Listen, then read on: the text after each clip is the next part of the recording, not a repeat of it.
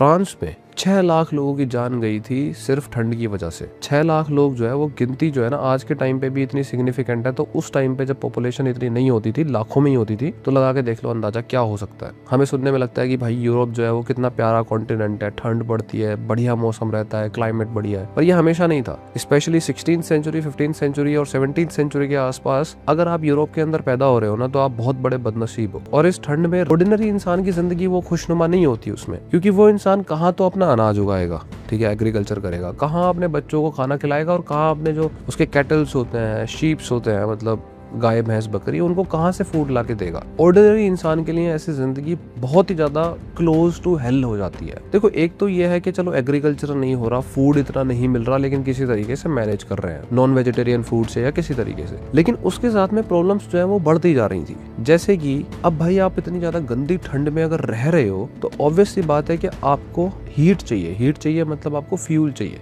Fuel क्या था उस टाइम पे? लकड़ी, वुड, पेड़ काटना। यूरोप में इतने गंदे तरीके से पेड़ काटे जाते थे कि सन 1600 के स्टार्टिंग में इंग्लैंड के अंदर सिर्फ 7% लैंड ऐसा था जिसपे फॉरेस्ट लैंड बचा था, और आयरलैंड के अंदर सिर्फ 2%। यूरोप एक ऐसी जगह थी जिसको आप लीस्ट पसंद करोगे अगर आपको कहीं अपना घर बनाना है तो। और पसंद करना तो छोड़ो, यहाँ पे तो यूरोप के कुछ एरियाज का सर्वाइवल भी मुश्किल था, क्योंकि अगर वुड बचा ही नहीं, लकड़ी बची ही नहीं, तो आप क्या करोगे उसका।